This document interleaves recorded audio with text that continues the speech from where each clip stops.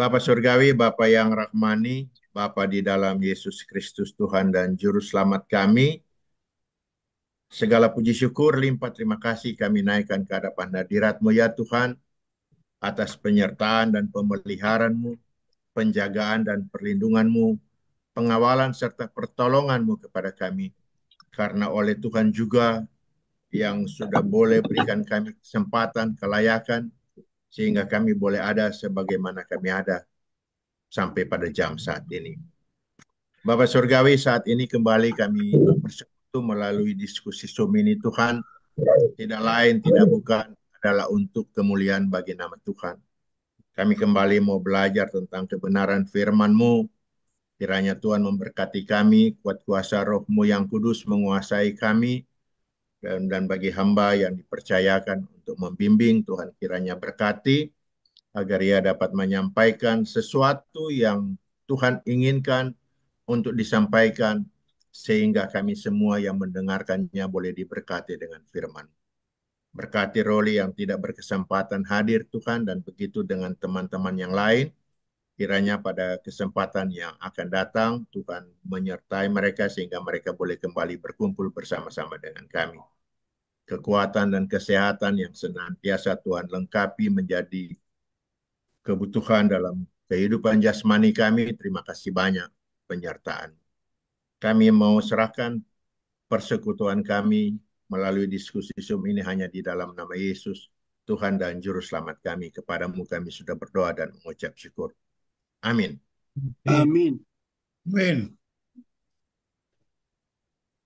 Saya kemarin diminta sama Ben untuk menggantikan Roli, karena Roli katanya berhalangan. Ya, saya siap saja. Dan kesempatan ini saya mau sedikit mengungkapkan tentang eh, riwayat pertobatan daripada Paulus. Oleh sebab itu kita baca dari Kisah Para Rasul pasal 9 ayat 1 sampai dengan 6. Sementara itu berkobar-kobar hati Saulus untuk mengancam dan membunuh murid-murid Tuhan.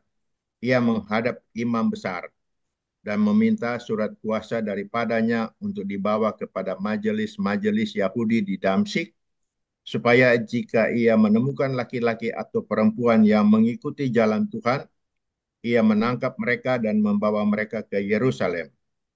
Dalam perjalanannya ke Damsyik, ketika ia sudah dekat kota itu, tiba-tiba cahaya memancar dari langit mengelilingi dia.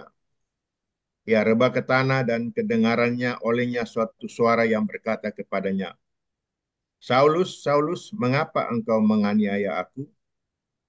Jawab Saulus, siapakah engkau Tuhan? Katanya, akulah Yesus yang kau aniaya itu. Tetapi bangunlah dan pergilah ke dalam kota, di sana akan dikatakan kepadamu apa yang harus kau perbuat. Sebelum kita melihat lebih dalam daripada ayat-ayat ini, saya ingin kembali membaca dari Kisah Para Rasul 22, Paulus yang membicarakan tentang peristiwa yang terjadi saat dia bertobat.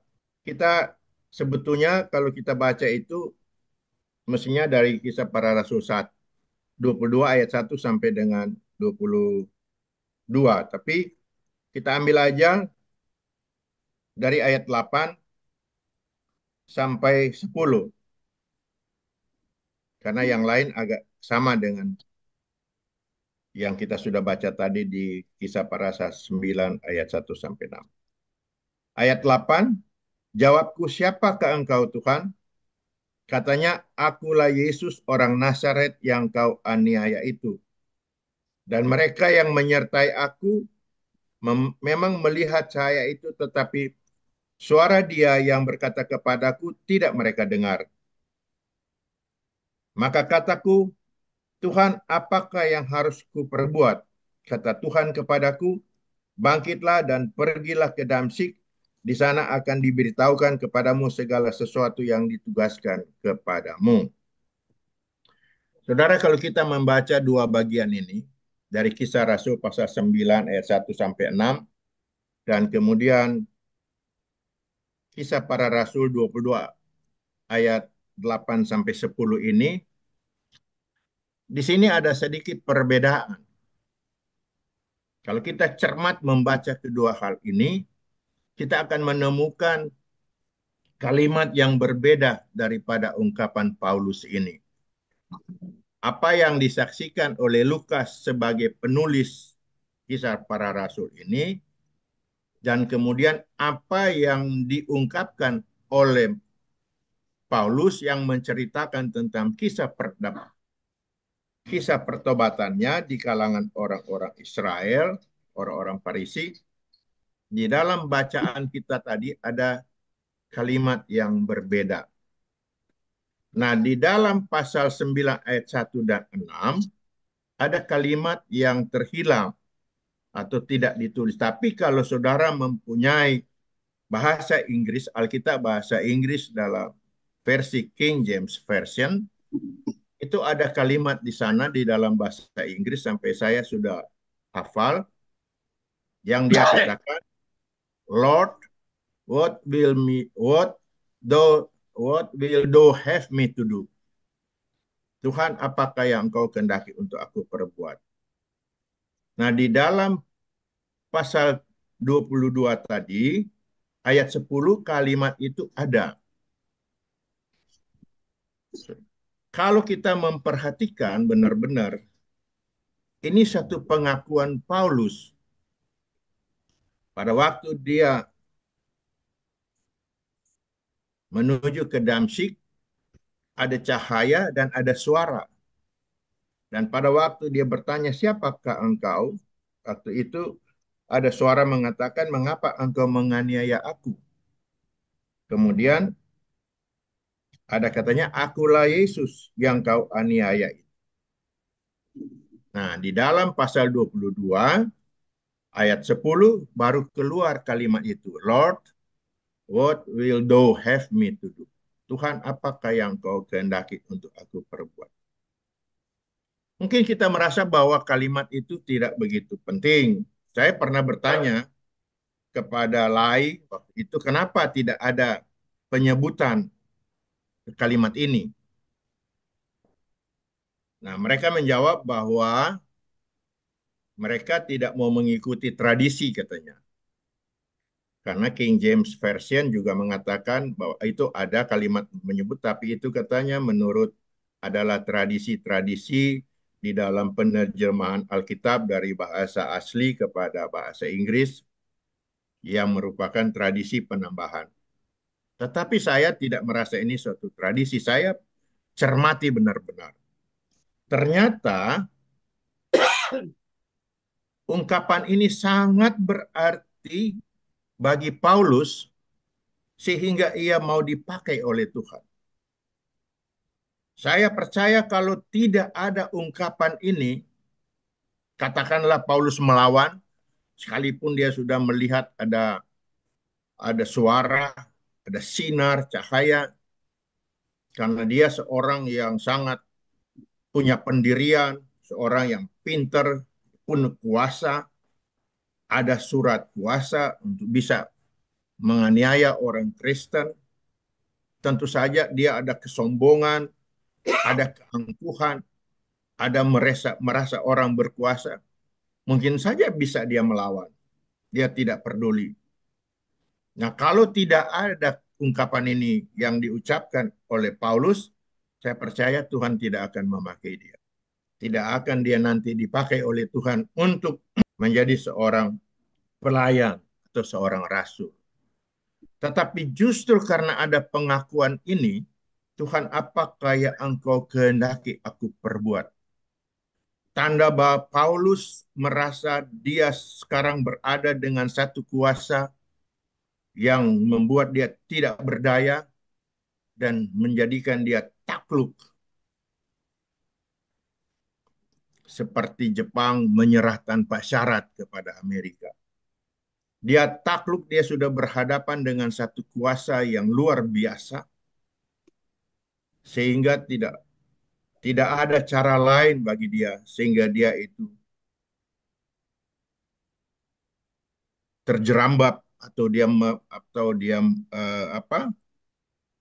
bertekuk lutut, menyerah tanpa syarat. Menyerah tanpa syarat berarti dia takluk kepada kuasa itu.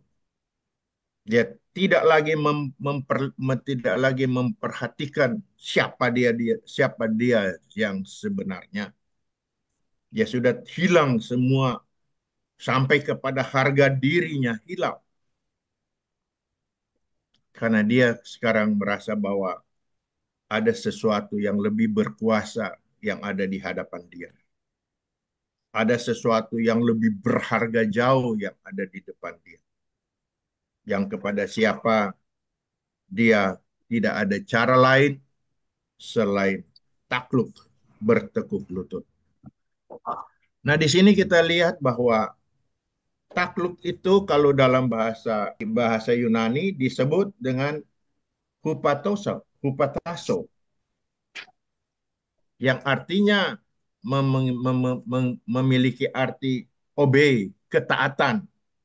Jadi takluk itu juga menunjukkan bahwa dia sudah berhadapan dengan penguasa dunia ini, pemilik dunia ini, yaitu Yesus Tuhan. Yang mana juga dia takluk itu sudah menyatakan bahwa dia seorang yang berdosa, seorang yang tidak layak, dan dia sekarang berhadapan dengan penguasa yang sanggup mengampuni dosa. Dia juga berhadapan dengan kuasa yang akan menguasai akan naluri. Takluk dalam arti kata dia berhadapan dengan yang berkuasa, yang takluk akan merubah secara naluri, yang merubah secara tabiatnya, yang akan merubah karakter dosa menjadi orang yang diampuni. Secara mental dia akan berubah total. Dia juga melihat bahwa dengan kuasa ini secara kejasmanian dia tidak berdaya. Tidak ada lagi yang dia dapat mengandalkan dirinya sebagai orang yang kuat secara fisik. Paulus, kalau kita mempunyai ensiklopedi yang terkenal, antara lain ada dua yang cukup dikenal yaitu Americana sama yang satu lagi. Nah, katakan di sana bahwa Paulus itu kakinya model bengkok, kayak Obein. Dan dia itu pendek. Dia bukan orang yang kekar, tapi dia mempunyai mental yang kuat. Dia mempunyai kemampuan pengetahuan yang luar biasa. Dan dia itu mempunyai sampai alisnya, katanya ditulis di situ, alisnya tebal. Tapi dia penuh dengan karunia, rahmat Tuhan. Itu diakui oleh ensiklopedi sendiri. Jadi kita melihat Paulus ini sekalipun juga secara fisik dia bukan orang yang luar biasa, tapi dia mempunyai satu kekuatan yang luar biasa. Dengan demikian kita lihat bahwa dia sudah berhadapan dengan kuasa yang luar biasa. Dia sudah menyerahkan diri dan dikatakan dalam pengertian obey berarti ada tiga hal yang dia akhirnya dipakai oleh Tuhan. Karena dia adalah orang yang taat kepada perintah Tuhan, tunduk kepada perintah Tuhan. Kita bisa baca di dalam Roma 13 ayat 1. Kemudian di dalam Efesus 5 ayat 22, dia taat, seperti digambarkan ketaatan itu seperti istri yang taat kepada suami. Dan dia juga, kalau kita baca dalam Yakobus 4 ayat 7, dia juga merupakan orang yang dengar-dengaran pada Tuhan. Ketaklukan Paulus kepada Tuhan itu terbukti bahwa Tuhan pakai dia secara luar biasa. Bahkan boleh dikata Paulus ini dipakai dengan sangat istimewa karena melalui Paulus gereja mula-mula terbentuk dengan berbagai hal, aturan-aturan yang dibuat oleh Paulus. Melalui Paulus penginjilan terjadi begitu luar biasa. Karena menurut apa yang kita baca, di sana juga dikatakan bahwa Paulus diutus untuk pergi memberitakan Injil kepada bangsa-bangsa yang lain. Dia dikhususkan untuk tidak secara khusus melayani orang Yahudi, sekalipun dia tetap melayani orang Yahudi, tetapi lebih khusus dia melayani orang-orang yang bukan Yahudi. Di sini kita belajar tentang ketaklukan itu. Bahwa memang dalam sejarah Alkitab, ternyata Tuhan memakai orang-orang yang luar biasa melalui peristiwa-peristiwa yang dahsyat yang dialami oleh orang-orang yang dipakai oleh Tuhan. Ada dengan kuasa Tuhan yang nampak dari surga secara luar biasa, bagaimana Musa dipanggil oleh Tuhan melalui api yang bernyala-nyala tapi tidak membakar semak-semak, satu peristiwa yang luar biasa. Kita ketahui bahwa kalau kita belajar tentang Alkitab Perjanjian Lama, kita melihat di sana Allah mendemonstrasikan kuasanya begitu luar biasa secara langsung kepada manusia untuk manusia percaya kepada Tuhan. Jadi Allah mendemonstrasikan kuasanya langsung. Tapi kalau di dalam perjanjian baru, di sana ada perbedaan sedikit. Karena di sana manusia mendemonstrasikan kesetiaannya kepada Allah lebih dari segala-galanya. Kita lihat perbedaannya antara Daniel yang dimasukkan ke gua singa, dia tidak dijamah oleh singa. Betapa luar biasa demonstrasi kuasa Allah yang nampak. Tapi Paulus di akhir hidupnya, dia dibuang di kandang singa, dia mati dicabik-cabik oleh singa. Perbedaan. Kenapa? Karena Paulus di sini membuktikan dan mendemonstrasikan, katakanlah seperti begitu, bagaimana kesetiaannya kepada Allah. Sehingga di dalam Filipi dia katakan, mati itu untungku dan hidup itu adalah Kristus. Luar biasa bahwa pengalaman Paulus itu mengajarkan kepada kita bahwa ketaatan, ketakluk adalah dimulai dengan ketaklukan kepada Tuhan. Kita tidak takluk kepada Tuhan, kita tidak menyerah tanpa syarat kepada Tuhan, kita tidak bertekuk lutut di hadapan Tuhan, tidak akan mungkin kita bisa taat. Tidak akan mungkin kita setia. Tapi dengan berbagai peristiwa yang melanda kehidupan kita, berbagai versi yang kita alami masing-masing diri pribadi kita.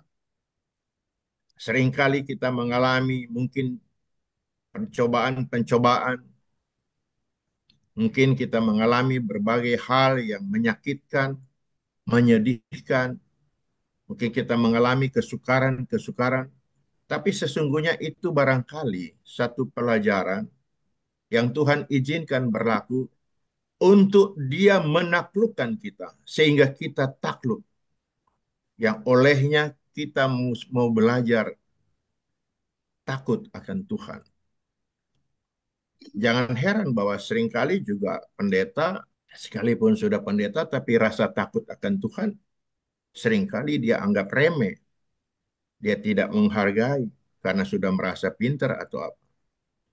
Tapi dengan kita takluk kepada Tuhan, taat kepada Tuhan, bertekuluk akan nampak di dalam pola hidup kita, ciri-ciri orang yang takluk akan Tuhan akan terlihat ketaatannya, mengutamakan Tuhan di dalam setiap langkah kehidupannya. Dia selalu hanya memikirkan keutamaan Tuhan. Memang dia memiliki kegiatan-kegiatan yang lain, tetapi akan nampak bagaimana dia itu sebagai orang yang percaya. Bagaimana dia memiliki ketaklukannya kepada Tuhan. Kita tidak sudah belajar beberapa hari melalui pendidikan pembimbingan Roli yang dikatakan oleh Yoke itu kelas berat, ya. Kalau saya katakan sudah dalam jenjang doktoral. Nah, Kalau kali ini kita coba melihat dari segi praktis, tetapi sangat utama, sangat melandasi iman percaya kita, yang sangat akan mewarnai perjalanan hidup keimanan kita. Seringkali kita lupa diri kita bahwa kita betul-betul karena kemurahan Tuhan yang sudah merampas kehidupan kita yang tadinya binasa akan binasa, tapi beroleh kehidupan yang kekal, diberkati, rahmat Tuhan senantiasa menyertai. Olehnya, saya hanya ingin mengajak kita bahwa perlu kita takluk di hadapan Tuhan, sehingga itu akan menggerakkan perjalanan rohani kita. Seringkali dengan rasa takluk, tunduk kepada Tuhan, itu seperti seringkali memaksa kita untuk misalnya kita berdoa. Kalau tidak berdoa, kita merasa ada sesuatu yang kurang dalam kehidupan kita. Sehingga kita dipaksa untuk berdoa. Seringkali seperti itu. Dipaksa kita untuk belajar firman Tuhan, membaca firman Tuhan. Kalau kita tidak baca firman Tuhan satu hari saja, mungkin kita akan merasa ada sesuatu yang hilang, kesempatan yang kita tidak pergunakan. Kira-kira seperti ini gambaran saya yang saya ingin sampaikan, bahwa ini boleh menjadi pegangan kehidupan kita, landasan iman percaya kita. Kita hanya satu yang kita belajar daripada Paulus, yaitu kita juga boleh berkata, Lord, what will thou have me to do? Tuhan, apakah yang engkau kehendaki untuk aku perbuat? Dia tidak tahu apa yang akan terjadi hari besok. Dia malah menjadi buta. Nanti kemudian bertemu dengan Ananias, orang yang percaya, baru matanya dicelekkan. Dia tidak tahu. Itu sebab dia mengatakan kata ini, Tuhan, no. Kalau orang Manado bilang, ya Tuhan, no, atur jo apa Tuhan punya mau. Kita mau menjalaninya saja. Dan betapa ungkapan ini menjadi satu statement, satu proclaim, bahwa dia sungguh-sungguh menyerahkan diri seantero-anteronya, bahkan mempertaruhkan hidupnya hanya di dalam tangan Tuhan.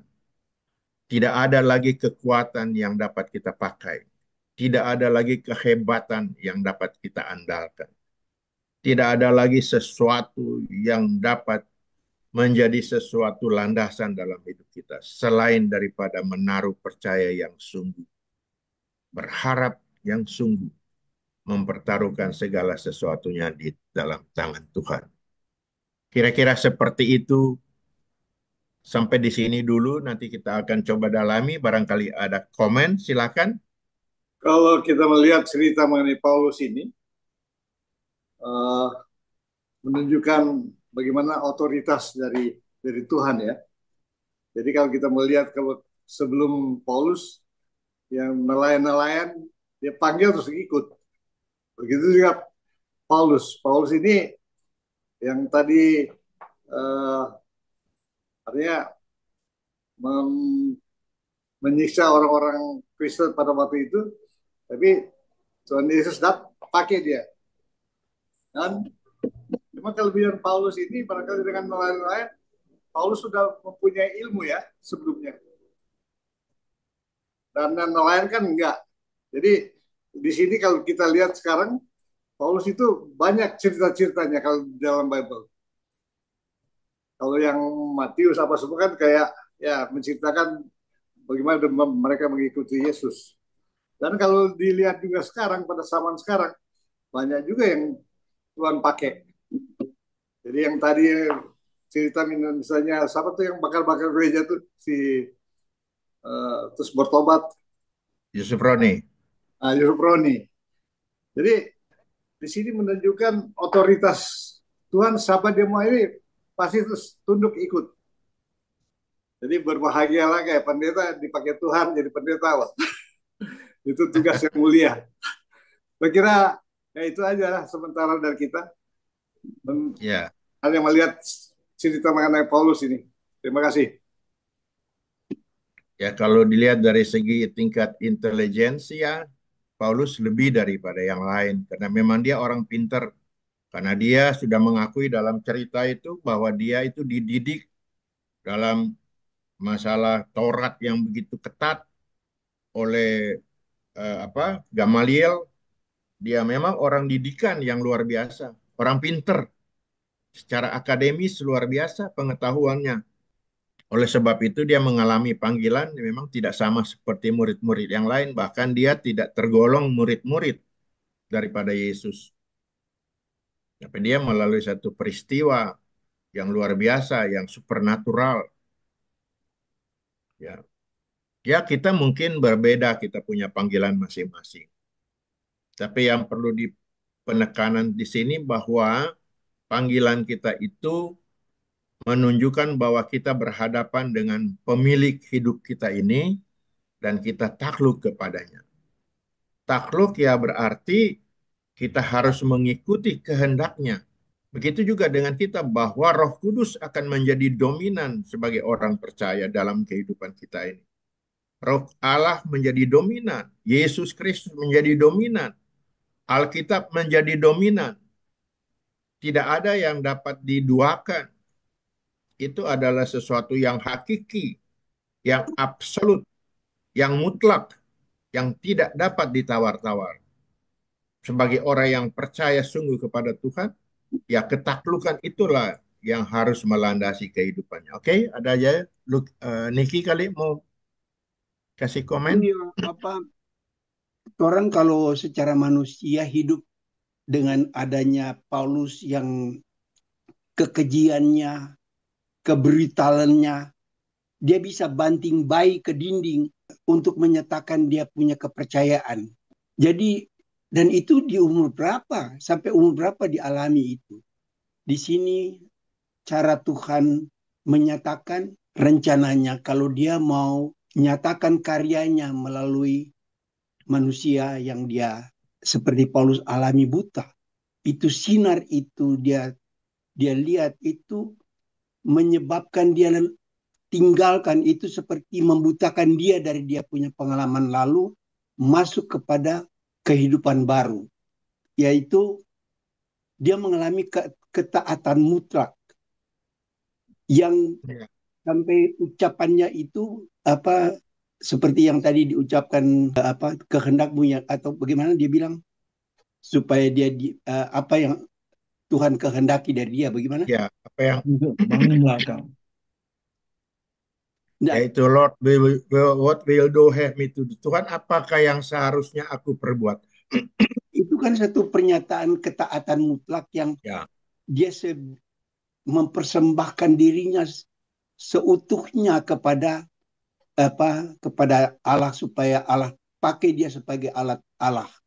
Nah, itu maksud karya Tuhan yang akan dipakai melalui kejahatan Paulus itu berubah total menjadi seorang yang betul-betul telah menjadi contoh bagi dunia betapa dia mengalir dengan kehendak Tuhan.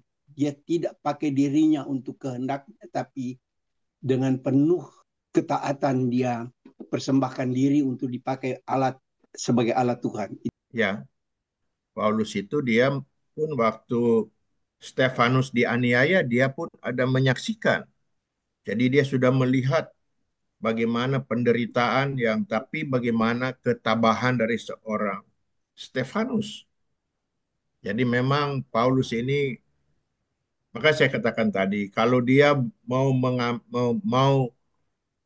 mempertahankan tentang predikat dia sebelumnya, seorang yang ahli Taurat, seorang yang mendapatkan kuasa untuk pergi menganiaya dengan kepinterannya, dengan segala apa yang dia punya kemampuannya, tetapi pada waktu dia berhadapan dengan Tuhan, dia merasa memang sekarang dia tidak dapat berbuat apa-apa lagi. Dan dia menjadi buta tanda bahwa dia seperti orang yang tidak layak di hadapan Tuhan.